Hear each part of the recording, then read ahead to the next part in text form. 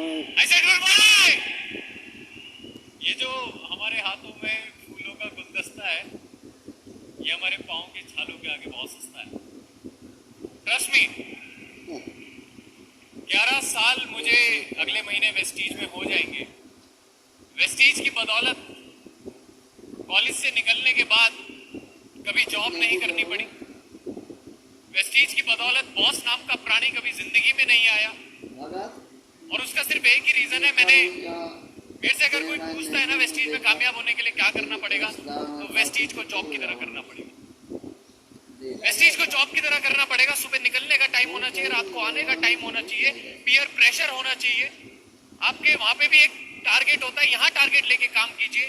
वहां पे भी एक बॉस होता है, यहाँ अपलाइन होता है।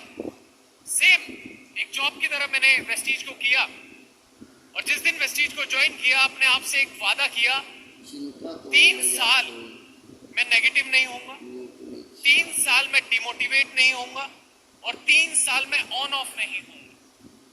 बहुत सारे लोग इस बिजनेस में इसलिए नहीं आगे बढ़ पाते, किसी के कहने से नेगेटिव हो जाते हैं, कभी डिमोटिवेट हो जाते हैं।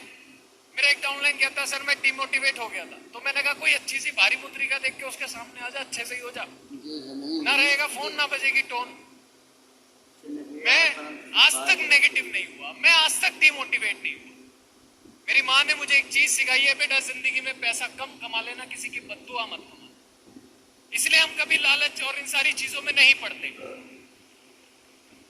फ्रेंड्स, वेस्टीज की बदौलत आज टाइम फ्रीडम, आज मनी फ्रीडम, 25 साल की उम्र में 50 लाख की गाड़ी लेने की मेरी औकात नहीं थी, और ना आज है, पर ये वेस्टीज ने बनाई, वेस्टीज की बदौलत हुई।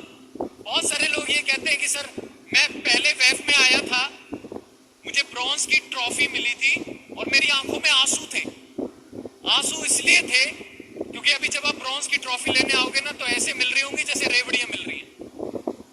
मुझे उस दिन ये फील हुआ कि नहीं, मैं इस भीड़ का हिस्सा नहीं हूं।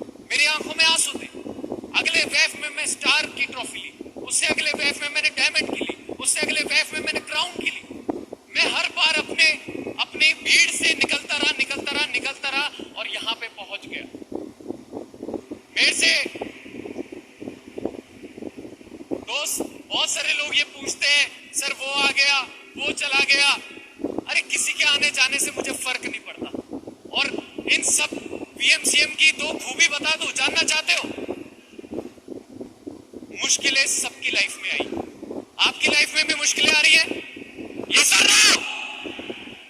तो आप में और वीएमसीएम में एक बात तो कॉमन है कि मुश्किलें सबकी लाइफ में आई, इनकी में भी आई और आपकी में भी आ रही है। कॉमन हो गई एक बात। दूसरी चीज सुन लीजिए, किसी ने हार नहीं मानी। और ये किसके हाथ में है हार ना मानना? ये किसके हाथ में है? यस, आपके हाथ में है। फ्रेंड्स, किसी के आने जाने से फर्क नहीं पड़ता। ये बिजनेस का नहीं, ये प्रकृति का भी नियम है। एक बार एक हाथी के ऊपर मच्छर बैठा हुआ था, तो मच्छर जब उठा तो उसने हाथी को थैंक यू बोला। तो हाथी ने पूछा भाई थैंक यू क्यों बोल रहा है? मच्छर ने कहा कि तूने मुझे अपने ऊपर बैठने की जगह दी। हाथी ने कहा यहाँ से चले जा, तेरे ना बैठने का पता लगा ना उठने का पता लगा। तो बहुत सारे जो लोग जाते हैं ना, उनका पता नहीं लगता। वेस्टीज की ये स्टेबिलिटी है, और ये वेस्टीज की ताकत है नहीं है? नहीं है? आज मुझे वेस्टीजियन होने पे गर्व है, और मैं एक वादा करता हूं, ये जन्म तो वेस्टीज के नाम है, ये जन्म वेस्टीज के नाम है। और यहां से बस एक शुरुआत और बड़ी करनी है, इस साल और दम लगाना है और जोर लगाना है, और अपनी टीम से बहुत सारे वीएमसीएम को यहां पे लेके आना है।